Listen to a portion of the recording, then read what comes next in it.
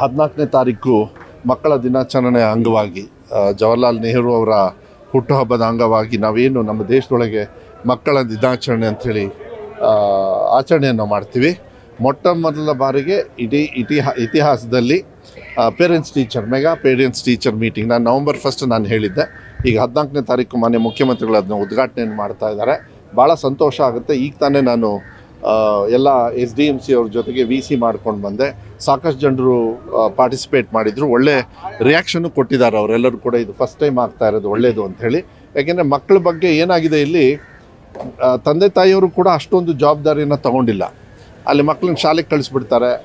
But ಶಾಲೆಗೆ ಹೋಗಿ ಮಾತಾಡಿ ನಮ್ಮ ಮಕ್ಕಳು ಹೆಂಗೆ ಓದ್ತಾ ಇದ್ದಾರೆ ನೋಡೋದ್ರ ಜೊತೆಗೆ ಅಲ್ಲಿರ್ತಕ್ಕಂಥ ವ್ಯವಸ್ಥೆನೂ SDMC ಅವ್ರು ನೋಡಬೇಕಾಗತ್ತೆ. ಇದೊಂದು ಒಳ್ಳೆ ವೇದಿಕೆಯನ್ನು ನಾವು ಸೃಷ್ಟಿ ಮಾಡಿದ್ದೀವಿ. ಈಗ ನಾವು ಇಲ್ಲಿಂದ ಒಂದು ರೂಮ್ ಕಳಿಸ್ತೀವಿ, ಇಲ್ಲಾಂದ್ರೆ ಶೌಚಾಲಯ ಕಳಿಸ್ತೀವಿ, ಅದು ನಿಜವಾಗ್ಲೂ ಬೇಕಾ ಬೇಡ ನೋಡಬೇಕಲ್ಲ.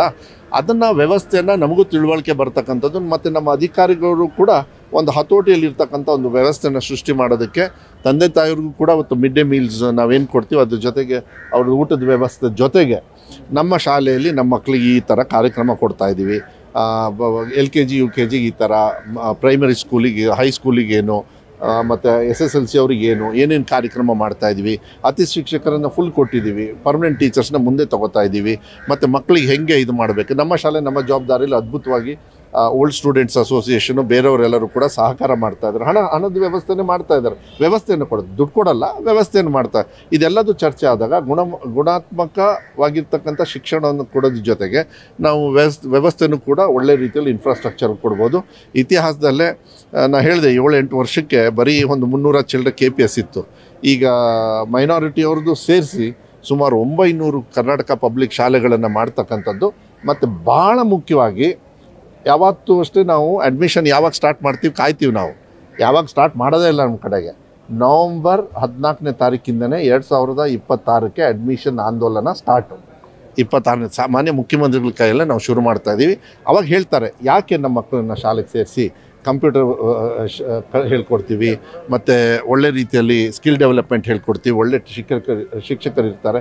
ನಮ್ಮ ಸರ್ಕಾರಿ ಶಾಲೆಗೆ ಯಾಕೆ ಬರಬೇಕು, ಒಳ್ಳೆ ಸರ್ಕಾರಿ ಶಾಲೆಯಲ್ಲಿ ಒಳ್ಳೆ ಟೀಚರ್ಸ್ ಇದ್ದಾರೆ, ಮೆರಿಟೆಡ್ ಟೀಚರ್ಸ್ ಇದ್ದಾರೆ. ಇದನ್ನೊಂದು ಮಾಹಿತಿ ಕೊಟ್ಟು ತಗೊಳ್ತಕ್ಕಂಥದ್ದು ಆಂದೋಲನ. ಬೇಸಿಕಲಿ ಅಡ್ಮಿಷನ್ ಆಂದೋಲನನೂ ಕೂಡ ಮತ್ತು ಚರ್ಚೆ ಮಾಡ್ತಕ್ಕಂಥದ್ದು ವ್ಯವಸ್ಥೆಯನ್ನು ಮಾಡ್ತಾಯಿದ್ದೀವಿ.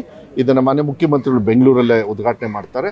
ಎಲ್ಲ 46,000 ಶಾಲೆಗಳಲ್ಲೂ ಕೂಡ ಆ ಶಾಲೆಯಲ್ಲೇ ಅವರು ಅದನ್ನು ಲೈವಲ್ಲಿ ನೋಡ್ತಕ್ಕಂಥ ವ್ಯವಸ್ಥೆಯನ್ನು ಮಾಡಿ ಅವರು ಪೇರೆಂಟ್ಸ್ ಟೀಚರ್ಸ್ ಮೀಟಿಂಗ್ನ ಮಾಡ್ತಾರೆ. ಇತಿಹಾಸದಲ್ಲಿ ಸರ್ಕಾರಿ ಶಾಲೆಯಲ್ಲಿ ಮಾಡಿರಲಿಲ್ಲ. ಇದೊಂದು ಒಳ್ಳೆಯ ವ್ಯವಸ್ಥೆ, ಇದು ಮಾಡೋದು ಒಳ್ಳೆಯದು ಅಂಥೇಳಿ ನಿಮ್ಮೆಲ್ಲರ ಸಹಕಾರನೂ ಕೂಡ ನಾನು ಈ ಸಂದರ್ಭದಲ್ಲಿ ಕೇಳಲಿಕ್ಕೆ ಇಷ್ಟಪಡ್ತೀನಿ.